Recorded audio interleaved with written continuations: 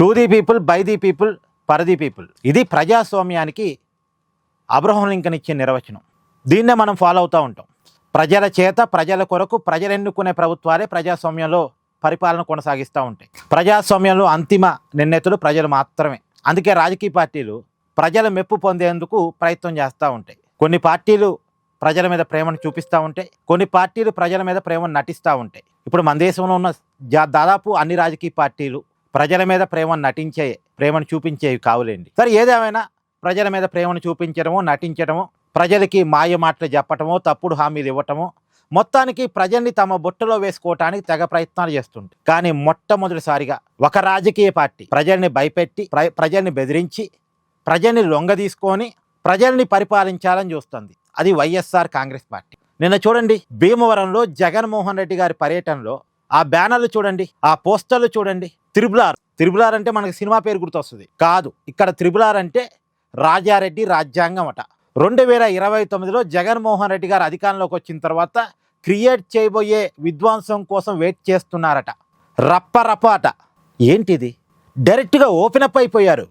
ఎంతగా అంటే నిన్న జగన్మోహన్ రెడ్డి గారు ముద్రగడ పద్మనాభం గారు మరణిస్తే ఆయన అంత్యక్రియలకు వెళ్ళారు. అక్కడ కూడా జగన్ సీఎం అని నినాదాలు ఏమైనా ఉందా? అసలు ముద్రగడ పద్మనాభం గారు చనిపోతే ఆ కుటుంబ బాధలో ఉంటే అక్కడికి జగన్మోహన్ రెడ్డి గారు వెళితే అక్కడ కూడా జగన్ సీఎం అనే నినాదాలు. నిన్న భీమవరంలో ఆక్వా రైతులతో జగన్మోహన్ రెడ్డి గారు సమావేశం కావడానికి వెళ్తే అసలు రైతులు లేరు, మొత్తం వైసీపీ కార్యకర్తలు. ఈ రప్ప డైలాగులు. రైతులైతే రప్ప డైలాగులు కొట్టరు, రైతులకు అన్నం పెట్టడం వచ్చు. ఇలా రప్ప డైలాగులు కొట్టడం రాదు. ఇప్పుడు అక్కడ ఆక్వా రైతులతో సమావేశం పెట్టినట్టు లేదు, ఒక బల ప్రదర్శన, ఒక షో, ప్రజల్ని భయపెట్టి బెదిరించే ఒక కార్యక్రమం చేసినట్టుగా ఉంది, ప్రజల మీద దండయాత్ర చేసినట్టుగా ఉంది. లేకపోతే ఏందండి ఆ బ్యానర్లు, లేదంటే ఏందండి ఆ పోస్టర్లు?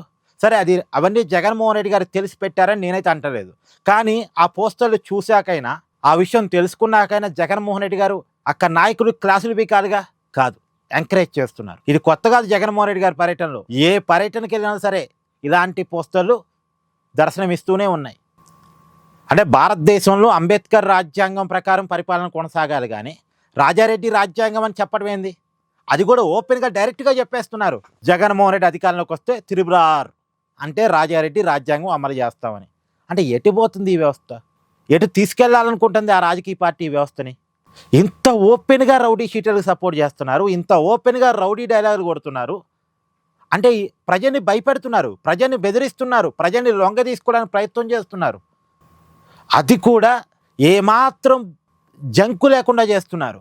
సో వీళ్ళ పట్ల జాగ్రత్తగా లేకపోతే మన పరిస్థితి ఏంది? ఇక్కడ మీ అభిప్రాయాన్ని కూడా కామెంట్ చేయండి. ఇక్కడ నేను ఉట్టికి చెప్పడం కాదండి, మీరు కావాలంటే నిన్న భీమవరం పర్యటన ఆశాంతం తిలకించండి. వాళ్ళు వైసీపీ కార్యకర్తలు పట్టుకున్న బ్యానర్లు చూడండి, ముద్రగడ గారు అంత్యక్రియల కాడ జరిగినటువంటి హంగామా చూడండి.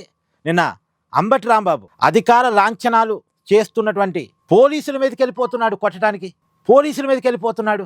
ఇలా అతని మీద కేసు నమోదైంది అనుకోండి, ఏమన్నానిగా? అంటే పోలీసులు అంటే భయం లేదు, రౌడీలంటే మాత్రం ప్రేమ ఉంటుంది. ప్రేమ ఉండాల్సింది పోలీసుల మీద, వ్యవస్థ మీద. కానీ రివర్స్లో చేస్తుంది వైఎస్ఆర్ కాంగ్రెస్ పార్టీ. సరే, ఇలాంటి వ్యక్తుల పట్ల ఎంత జాగ్రత్తగా ఉండాలి అనేది మీరు కామెంట్ చేయండి.